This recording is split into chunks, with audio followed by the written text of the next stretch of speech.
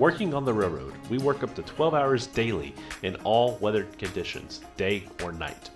Being mentally fit is critical to our success daily. To help us stay alert, we rely on different protein and caffeine sources. This episode is sponsored by my friends at Quantum Energy Square. These sweet treats help satisfy our sweet tooth, giving you 100 milligrams of caffeine equivalent to an 8-ounce coffee. On top of this, it also gives you a balanced nutrition with 10 grams of plant-based protein, healthy fats, and complex carbs. They are certified gluten-free, non-GMO, vegan, dairy, and soy-free. They give us the life of an energy drink without artificial additives or sugar alcohols. This means no sugar crash and a great taste.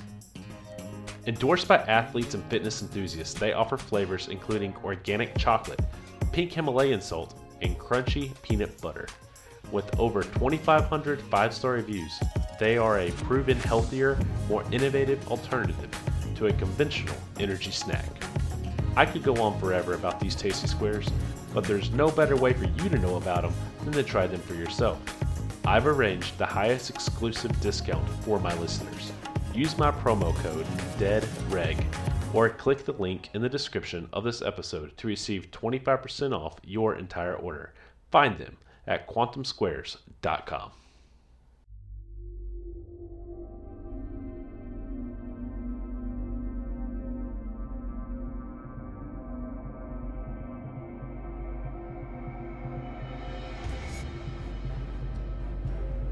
Thank you for joining me for the second episode of Deadly Regulations. Please follow, like, and comment on the show for immediate notification of new episodes. This episode is about the Chunky Creek train crash. It occurred during the American Civil War, which lasted from April 12, 1861 to May 26, 1865. On January 9, 1861, Mississippi declared itself as a second state to secede from the Union. This would lead to several Civil War battles known as the Vicksburg Campaign. Vicksburg was the key to the Union winning the war. With the capture of Vicksburg, the Union would have full control over the Mississippi River. On April 30th, 1861, General Grant crossed the river from Louisiana, but failed to take over Vicksburg after his troops took heavy losses. He decided that cutting off supplies and laying siege to the city was the best option.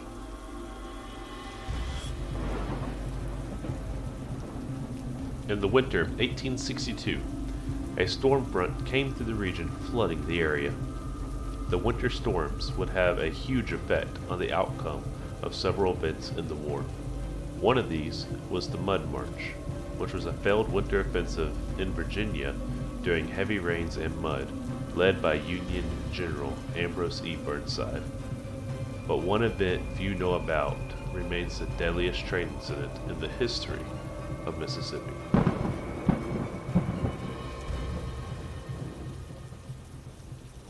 In February 1863, the weather was relentless and unpredictable. Vicksburg was in dire need of supplies and troops as quickly as possible to reinforce the Confederate Army against an assault by General Sherman and Union troops. The train that would run that day was the Mississippi Southern, and its engineer had just been put on strict orders to get to Vicksburg. The troops were eager to return to the battlefield, but they would never make it.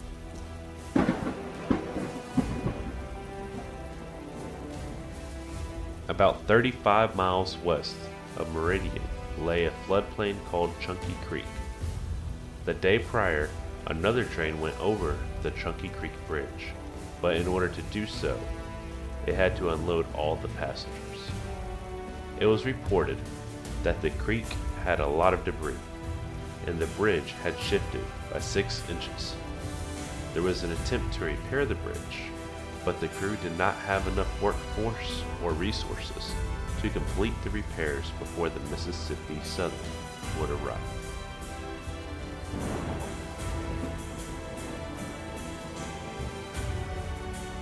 On February 19, 1863, The train would depart Meridian at 3 a.m. with 100 passengers, mostly Confederate troops, but also had some civilians and a paymaster for the Confederate government. It would head toward the bridge located in Hickory, Mississippi. As a warning, an elderly gentleman was tasked to warn the train with a lantern 100 feet from the bridge. In addition to this, the section master put up a 100-foot pole to warn the train to stop. Nobody knows why the engineer did not heed these warnings, and despite every effort, the train continued on its journey to its frigid demise.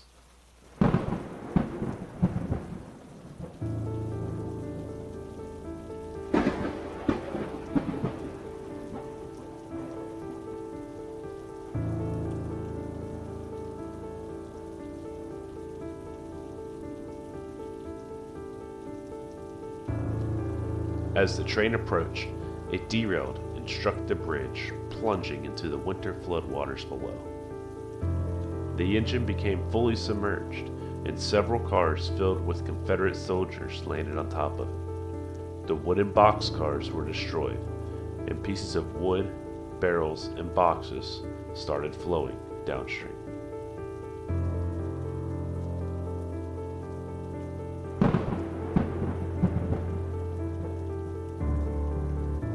The scene was documented to be very confusing and confounded. Many passengers, both soldiers and a few civilians, became trapped, while some got swept downstream in the current of the flooded creek. The floodwaters flowed through the rail cars that were holding the trapped soldiers, and several were killed on impact. A cry went out for help. That cry was answered quicker than expected. The 1st Battalion of the Choctaw Indians was at the Confederate military training camp near the disaster. The Indians moved expeditiously to the scene, stripped, and plunged into the creek, rescuing many of the passengers. The following day, cleanup operations commenced.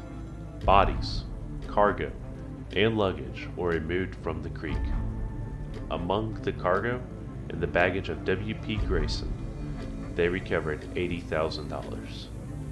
At the time of this podcast, that amount would be valued at $2,132,544.53. More than 40 passengers were killed. Most of these Americans were buried on a farm in the trenches belonging to A.F. Temple, 2 miles east of Hickory Station. One of the survivors was Willis Norton, a local contractor by trade, who contracted several buildings in the Newton area. According to his account, he rode in the first rail car closest to the engine. When the event occurred, he was ejected from the train to the bottom of the stream, about 15 feet below the surface. He surfaced in the middle of the carnage and with great difficulty swam to shore. He suffered a broken collarbone, internal injuries, and an injury to his leg.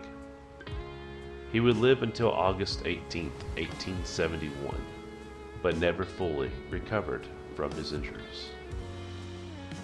While this event may not have a direct impact on any regulations, it does prove that regulations were needed.